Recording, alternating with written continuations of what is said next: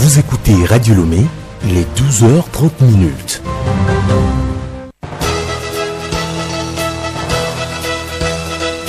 Le journal Bénédicte Kanda. Bonjour à tous et merci de nous rejoindre sur Radio Lomé pour le journal. Voici le sommaire. Ce 26 juillet est la journée internationale de sensibilisation pour la conservation de l'écosystème des mangroves. Il s'agit d'un végétal qui se développe dans les abords entre la terre et la mer. L'importance de ces arbres à suivre dans cette édition. Situation trouble depuis ce matin au Niger. Les militaires bloquent les accès à la présidence.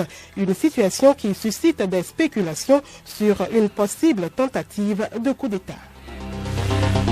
Le diabète, cette maladie caractérisée par un taux élevé de sucre dans le sang, surprend bon nombre de personnes de nos jours. Le magazine Santé Plus de ce mercredi nous parle de l'importance du dépistage précoce de cette maladie. Et puis sport, 14 athlètes et 19 artistes vont défendre les couleurs du Togo au 9e jeu de la francophonie en RDC. Ils vont offrir leurs prestations dans des disciplines sportives et culturelles.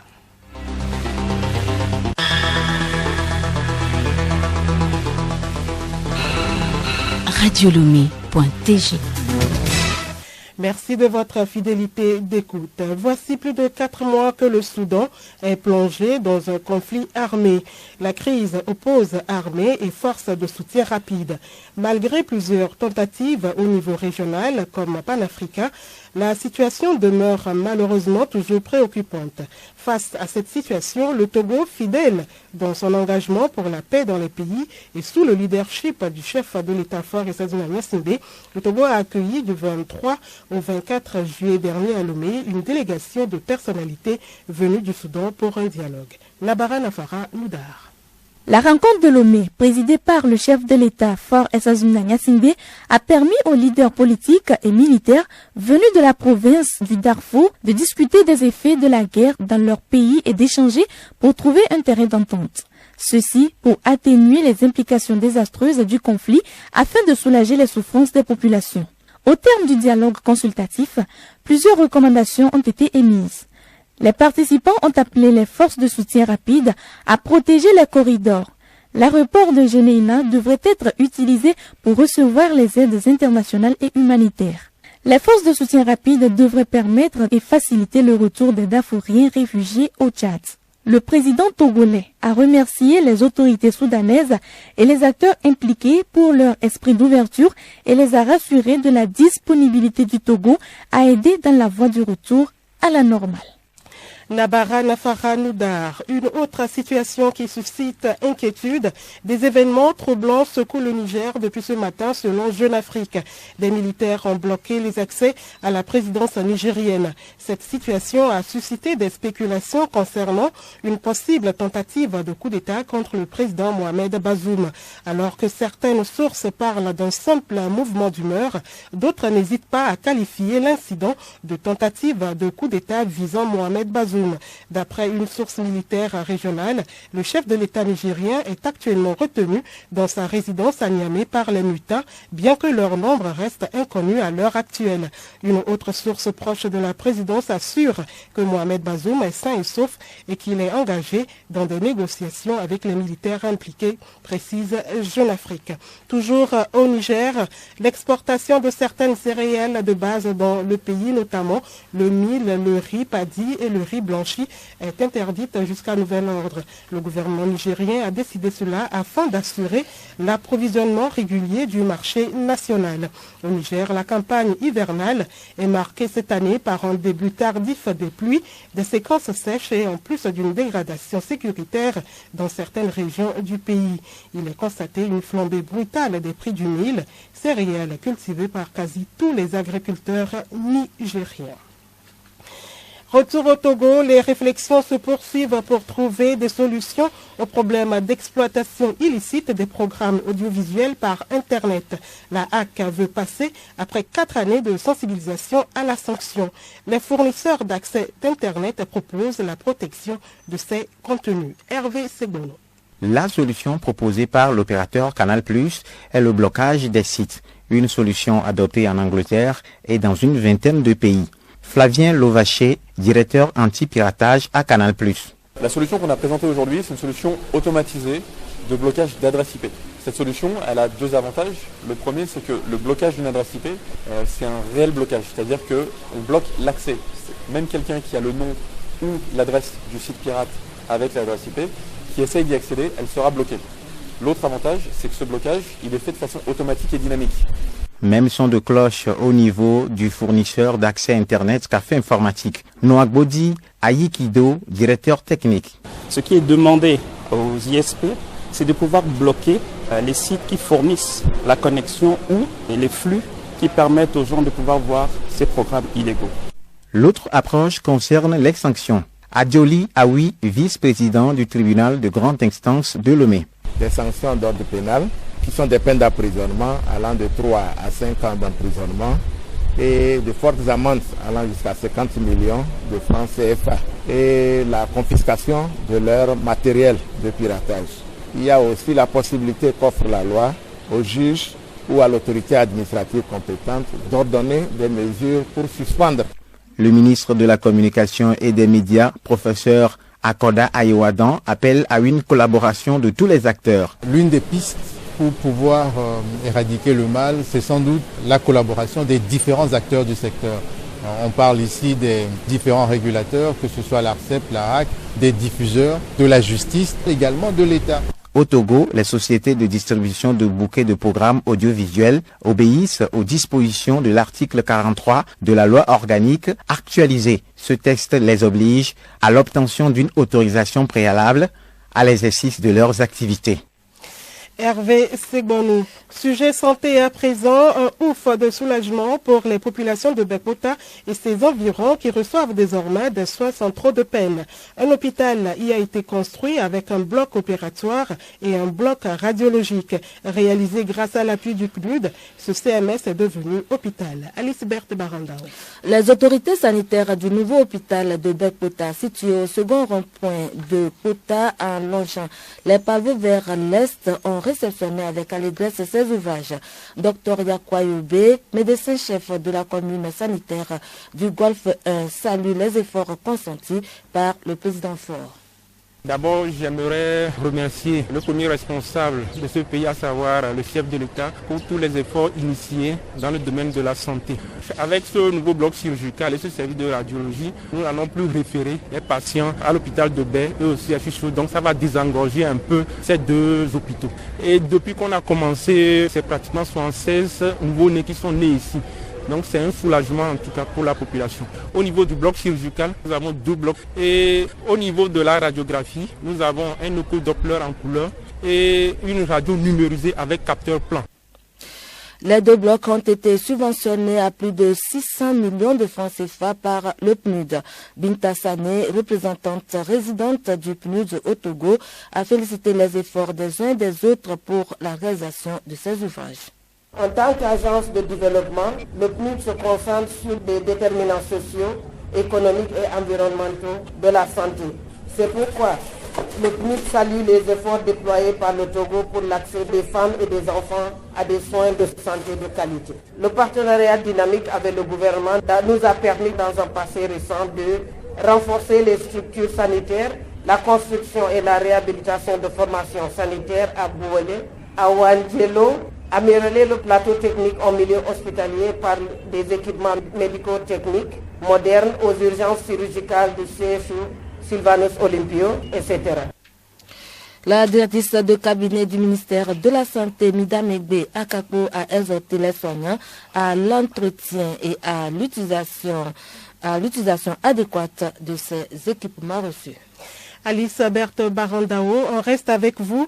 De plus en plus de personnes souffrent du diabète de nos jours. Les raisons qui expliquent une telle situation est le manque de dépistage pour connaître leur sérologie. Sonraï Monfaï, assistante médicale responsable du programme communautaire, relève l'importance du dépistage précoce et ses avantages à votre micro. Le diabète est une maladie silencieuse et si elle est détectée très tôt, on peut peut vivre pendant un longtemps avec un régime alimentaire équilibré et un bon suivi médical. Il est important de connaître son taux de glycémie car à tout moment, l'on peut développer le diabète. La normale de ce taux, c'est un intervalle de 0,70 à 1,10 grammes par litre de sang. Quand ce taux se situe entre 1,10 et 1,25, on est en situation de prédiabétique. Et c'est ce taux de glycémie qui va nous dire le taux est faible, le taux est normal ou le taux est dépassé. Mais si on attend pour que la maladie se déclenche, cela peut nous conduire vers des complications qui sont difficiles à gérer. En Gambie, le gouvernement a définitivement révoqué la licence d'importation d'Atlantic Pharmaceutical, le laboratoire responsable des sirops frelatés. Cette décision a été prise suite aux recommandations du groupe de travail présidentiel sur la maladie des lésions rénales aiguës qui a publié son rapport vendredi dernier sur la mort de 70 enfants. Selon le rapport, le décès des victimes est attribué à des insuffisances rénales aiguës liées à l'ingestion de sirop pour la toux importé en 2022. La responsabilité des sirops frelatés a été reconnue par une commission d'enquête. Nous vous l'annoncions en titre, journée internationale pour la conservation de l'écosystème des mangroves aujourd'hui, 26 juillet. Les mangroves sont des écosystèmes rares, spectaculaires et prolifiques à la frontière entre la terre et la mer. Cette journée vise à sensibiliser à l'importance des écosystèmes de mangroves en tant qu'écosystème unique, spécial et vulnérable. L'importance des mangroves avec Wilson Ananigolu, ingénieur agronome, président de l'Association des volontaires togolais pour le développement. Si réellement nous retrouvons également cette diversité faunique encore dans ce milieu, c'est la mangrove qui en est la cause et la base. Parce que c'est là que les différentes espèces aquatiques, animales se multiplient. C'est des cachettes. Et la chaîne trophique se maintenant parce que le plus fort consommant le moyen fort jusqu'au plus faible, donc chacun trouve son aliment. Et ça permet à toutes ces espèces alors de se multiplier. C'est un bon bois. Un bon bois d'œuvre, un bon bois de chauffe, un bon bois dans tous les domaines. Seulement qu'aujourd'hui nous l'interdisons à ce que les gens fassent alors leur coupe. Dans la pharmacopée, elle joue un très grand rôle. Et ça attire également les touristes. C'est elle qui constitue les forêts de galeries et les forêts qui poussent en bordure des cours d'eau. Ces écosystèmes extraordinaires contribuent donc au bien-être, à la sécurité alimentaire et à la protection de communautés côtières du monde entier. Pourtant, les mangroves disparaissent 3 à 5 fois plus vite que les pertes forestières mondiales globales, avec de graves impacts écologiques et socio-économiques. Les estimations actuelles indiquent que la couverture de la mangrove a été divisée par 2 au cours des 40 dernières années. C'est la période des vacances et c'est le moment propice pour les jeunes d'explorer et de découvrir d'autres activités.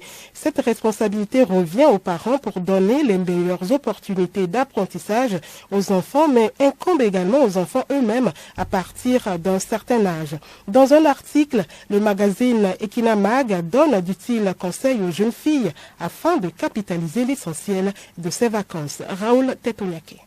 Pendant ces vacances, la jeune fille peut mener une activité génératrice de revenus qui puisse lui permettre d'aider les parents à payer les articles scolaires à la prochaine rentrée. Pour celles qui aiment vendre, c'est l'occasion d'apprendre les astuces de la vente, comment faire des bénéfices tout en préservant le capital pour de nouveaux achats. Ce sont les aptitudes qui leur seront bénéfiques plus tard, mais elles doivent faire attention durant les balades pour vendre leurs produits car les dangers ne manquent pas. D'autres qui ne se sont pas intéressés par le commerce peuvent s'inscrire pour apprendre l'informatique, le perlage, le batik par exemple. Bref, il est important que la jeune fille apprenne à faire quelque chose d'utile et d'éviter de se vautrer devant les séries et films. Les parents doivent discuter avec leurs filles et leur proposer un planning des vacances composé notamment des activités distractives, formatrices et de dépaysement. Concernant les activités de divertissement, il faut s'assurer d'un bon encadrement et être convaincu que l'enfant va acquérir une nouvelle compétence, chant, danse, jeux de société. Ces activités, bien que ludiques, permettent à l'enfant de renforcer sa personnalité et sa confiance en soi et en même temps lui permettent de s'ouvrir aux autres. C'est bon pour sa socialisation. Raoul Tetonyake, la suite de ce dossier va concerner des activités de formation qui préparent l'enfant à acquérir des connaissances pour diversifier plus tard ses sources de revenus ou pour son développement personnel. Sortir les apprenants de leur zone de confort en les amenant à se frotter aux réalités du terrain, c'est le but des formations en alternance. Les formations dans les établissements publics se feront en 2 phases. La première dans les établissements et la seconde en entreprise. La phase pilote a été lancée au cours de l'année académique 2022-2023. Pour en parler, nous recevons Dieudonné Komlan Nofodi, formateur en hydraulique et mécanique. Rendez-vous en fin du journal. Les migrants subsahariens expulsés de Tunisie vivent un calvaire dans le désert. Des gardes-côtes libyens ont annoncé avoir secouru des dizaines de migrants dans une zone désertique à la frontière entre les 2 pays. Ces infortunés font partie de migrants africains chassés de Sfax après les affrontements ayant coûté la vie à un Tunisien le 3 juillet dernier et conduit dans ces zones inhospitalières près de la Libye à l'est et d'Algérie à l'ouest sous une température dépassant les 40 degrés. Selon des ONG tunisiennes, 100 à 150 migrants se trouvent encore abandonnés à leur triste sort dans le désert. Gardes-frontières libyens décrivent une situation devenue alarmante. Sport à présent, 14 athlètes dont 5 femmes représentent le Togo aux Jeux de la francophonie à Kinshasa. Le Togo va compétir dans plusieurs disciplines sportives comme athlétisme, culturel comme chanson, conte, création numérique. Théophile Dandakou nous en parle. Au rang des disciplines sportives, citons l'athlétisme, le judo, la lutte africaine, le tennis de table, le handisport. Comme discipline culturelle, elles sont 9, à savoir la chanson, les contes, la création numérique, le hip-hop, la littérature, les marionnettes, la peinture, la photographie et la sculpture. La délégation comprend 54 membres, dont 31 du secteur des sports et 23 du secteur de la culture. Tous vont défendre les couleurs du Togo à cette messe des sports et de la culture. L'édition 2023 va réunir environ 3000 jeunes venus des différents coins du monde. La compétition qui débute vendredi va jusqu'au 6 août prochain. Ces jeux qui se tiennent tous les 4 ans, donc, ont débuté en France en 1994 et se sont poursuivis à Madagascar en 1997, puis Canada-Québec en 2001, Niger en 2005, Liban en 2009, France en 2013, puis la Côte d'Ivoire en 2017. Merci à vous Théophile Dandakou. Invité de la rédaction, sortir les apprenants de leur zone de confort en les amenant à se frotter aux réalités du terrain, c'est le but des formations en alternance. Les formations dans les établissements publics se feront en 2 phases, la première dans les établissements et la seconde en entreprise. La phase pilote a été lancée au cours de l'année académique 2022-2023. Pour en parler, nous recevons Dieudonné Komlan Nofodi, formateur en hydraulique et mécanique. Il répond aux questions de Charlotte Harard. Dieudonné Komlan Nofodi, qu'est-ce qu'une formation en alternance? En préparant son diplôme par alternance, l'alternant est formé dans l'entreprise par un maître d'apprentissage ou un tuteur qui lui transmet la connaissance de son métier et son savoir-faire. Comment cela se déroule? Le parcours en alternance est un parcours qui comprend 2 acteurs, l'alternant qui est l'apprenant, l'entreprise et l'établissement de formation où est inscrit l'apprenant. Le rôle de l'alternant dans ce concept, c'est de suivre avec assiduité sa formation, réussir son intégration dans l'entreprise, respecter l'organisation de l'entreprise et de l'établissement de formation de provenance. Le rôle de l'entreprise, favoriser l'insertion professionnelle de l'alternant, donner les moyens nécessaires à la formation pratique, permettre au maître d'apprentissage d'assurer l'accompagnement de l'alternant. Le rôle de l'établissement de formation, assurer la formation théorique de l'alternant pour l'acquisition d'une qualification. Assurer un partenariat avec l'entreprise. Les contrats entre les trois parties permet de lier à la fois un temps de présence en entreprise de l'apprenant et un temps en centre de formation professionnelle. Dieudonné Komla, quels sont les établissements concernés par cette formation au Togo?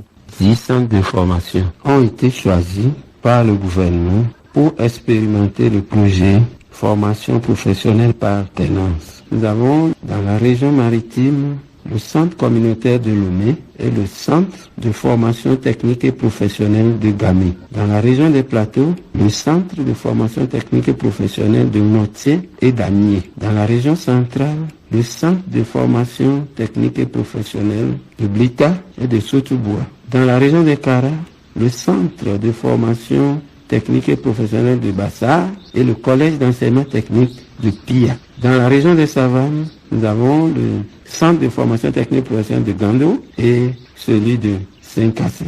Au Togo, pourquoi une telle option? La formation par alternance permet de concilier le travail en entreprise et la formation théorique en vue de faciliter le développement des compétences théoriques et pratiques nécessaires à l'exercice d'un métier. L'apprentissage ou la formation par alternance est un dispositif avantageux pour les entreprises, pour les étudiants, pour l'État. Et il est indispensable que ces dispositifs soient prolongés. Dieudonné Komla Nofodi, merci.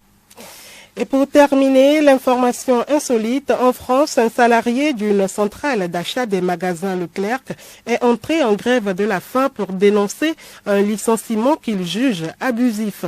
Après 16 ans de carrière, il a été remercié suite à une erreur lors du passage d'une commande de papier toilette. Ce qu'on lui reproche, au lieu d'une commande de 13 700 €, près de 9 millions de francs CFA, l'homme de 36 ans a rentré 78 000 €, plus de 50 millions de francs CFA. Conséquence, le magasin se retrouve avec un surstock encombrant de rouleaux de papier toilette. L'entreprise motive sa décision par le fait que, selon elle, le trentenaire n'aurait pas informé sa hiérarchie de sa bévue. Ce que le trentenaire nie catégoriquement. Sans remettre en cause son erreur, le salarié en relativise les conséquences. C'est vrai qu'il y a un surstock de papier toilette, mais c'est une denrée non périssable. Il y avait plein de solutions pour pouvoir s'en débarrasser avec les 63 magasins de la société, a-t-il expliqué.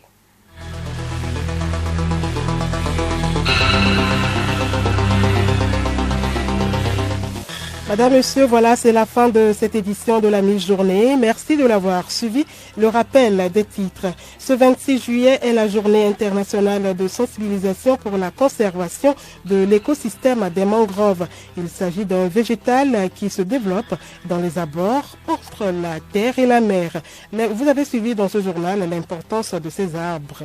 Situation trouble depuis ce matin au Niger. Les militaires bloquent les accès à la présidence. Une situation qui suscite des spéculations sur une possible tentative de coup d'État. Le diabète, cette maladie caractérisée par un taux élevé de sucre dans le sang, surprend bon nombre de personnes de nos jours. Le magazine Santé Plus de ce mercredi nous a parlé de l'importance du dépistage précoce de cette maladie. Et puis en sport, 14 athlètes et 19 artistes vont défendre les couleurs du Togo au 9e jeu de la francophonie en RDC. Ils vont offrir leurs prestations dans des disciplines sportives et culturelles. Restez avec nous pour la suite de nos programmes.